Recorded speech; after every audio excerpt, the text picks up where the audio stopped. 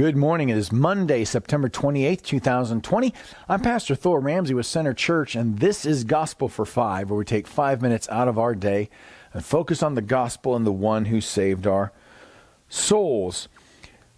What we're going to begin today during our Gospel for Five segments is taking a brief look every day, because it's, Gospel for Five, at the book of Galatians. So we're not going to do a full-fledged study, but we are just going to go through the book of Galatians, which is a wonderful book to really focus on. If you really do want to focus on the content of the gospel, Galatians is sometimes seen as a predecessor in some ways to Paul's magnum opus, the book of Romans, but it's a unique letter in this sense. It's dealing with a particular issue, and that particular issue ended up being helpful to Christians all throughout all ages of church history, which is why it's an inspired book of the Bible, I would say, right?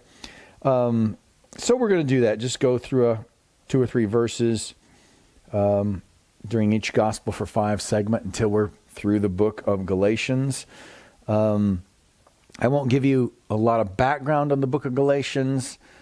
If you want to read about some of the background, if you go to Acts chapters 12 through 15, you can read really about some of the issues that end up plaguing the churches in the area of Galatia.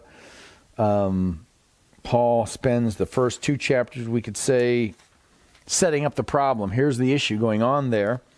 And then chapters 3 and 4, he's giving his really the biblical argument dealing with those problems. And then 5 and 6, we could say, gives some practical application on how to apply the biblical message he gave and answers some objections to the biblical message he gave. So let's just begin here. Galatians chapter 1, verse 1, Paul, an apostle. And here's really a definition of apostle that Paul gives us right here.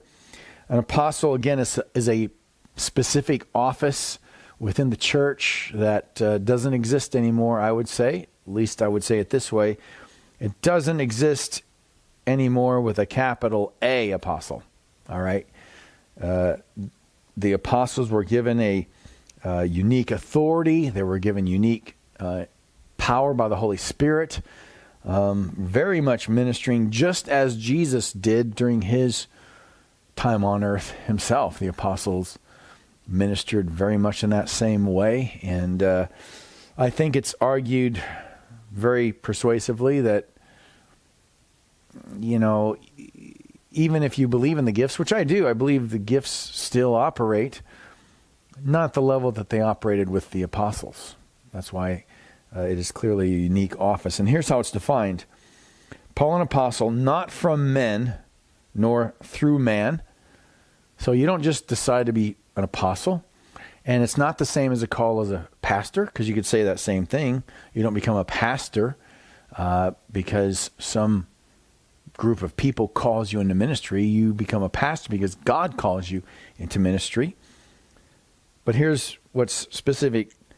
But through Jesus Christ and God the Father who raised him from the dead. Now,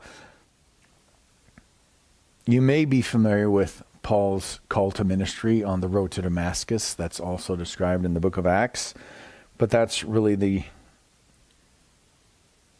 distinction of an apostle and every other type of leadership in the church. The apostles were called directly, physically.